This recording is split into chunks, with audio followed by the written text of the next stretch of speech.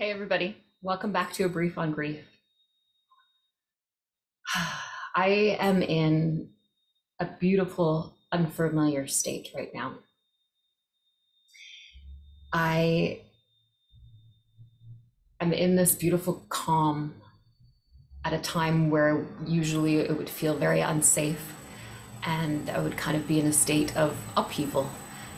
And I'm just holding that space and honoring where I am right now. It's the space at a time where I've been letting go of a lot of things, letting go of people in my life, relationships in my life, letting go of hopes for things, letting go of roles, rigid roles that I used to play in my life. Just a whole profound week of letting go. And that is loss, like we all know from the series. And I'm grieving that.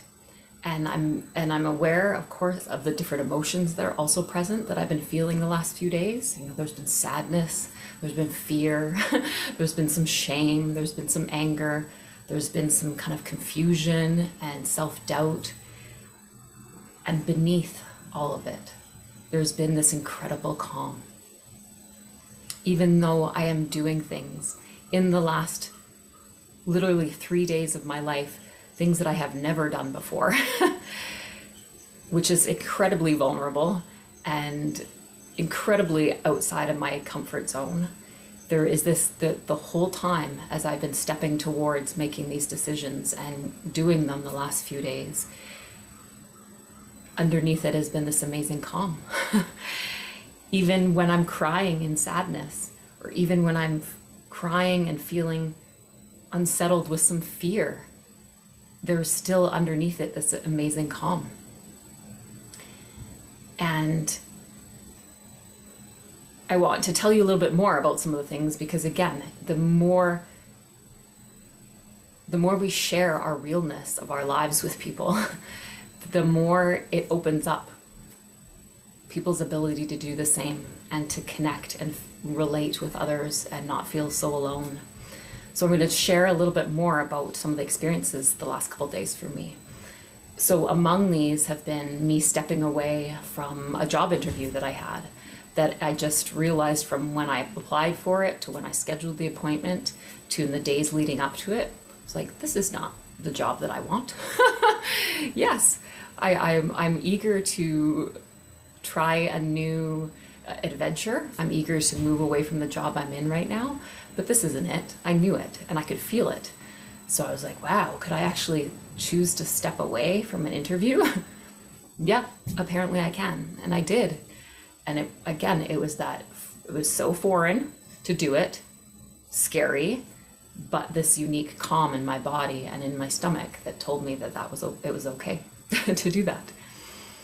Another thing was choosing to speak a different way, to speak a truth from a different place of love instead of pain, to a family member of mine who contacted me recently this week out of the blue after 4 years. And an important person in my life, my dad. I'm going to just say it because I've spoken about him in these videos before. And in a place of taking it in the last few days and I wasn't even going into decider mode, like, what do I want to do about it? It was just being with it, being with the feelings that it was shifting in me, being with the words that he shared, and just deciding the other day to act in a different way than I would have before, and just seeing the way it's shifting and what it's creating, and the truth that it's bringing to me. And the truth that it's bringing to me is another piece of letting go as well. The third big thing lately is making the decision to let go of a friendship that I knew was no longer good for me or the other person. Making that decision a while ago and following through with that yesterday. Again, another incredibly vulnerable thing for me. as I stated earlier in this video, so I had to like think again because I recorded this video already and I didn't record. So I was like, did I say this in this video or the previous video? So no, I said this earlier in this video. I'm also letting go of roles that I've played. The role that I have played out of safety and that I have slipped into when I feel unsafe is that role of rescuer. It's a self-protection role, a role that I have developed out of trauma from my childhood, that I thought that I needed to be a rescuer, a saver, a helper, a cheerleader for people that were struggling in my life, or when people were struggling, the people I loved were struggling in my life. I felt I had to jump into that mode, or I had to hold on to relationships in that energy of wanting to bring that joy and love to somebody maybe that I was seeing that was struggling with it, or wanting to play that rescuing role in with somebody that it seems like they needed it or they were asking me for help. And choosing to do something very differently. So in the honor of this role, that is what another thing that's happened in the last 3 days is somebody else in my life. My mom is going through something really unsafe for her right now. And when somebody I love is usually going through something that's unsafe, it makes me feel unsafe.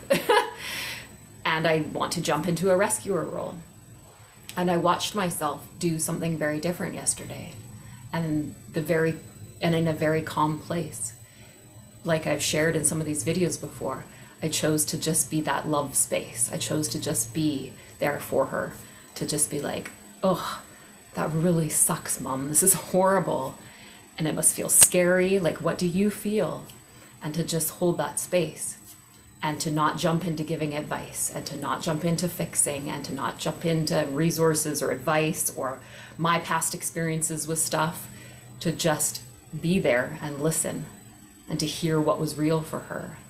And when something popped into my heart that I thought I might like to share, I asked her if she was in the space to want to hear that.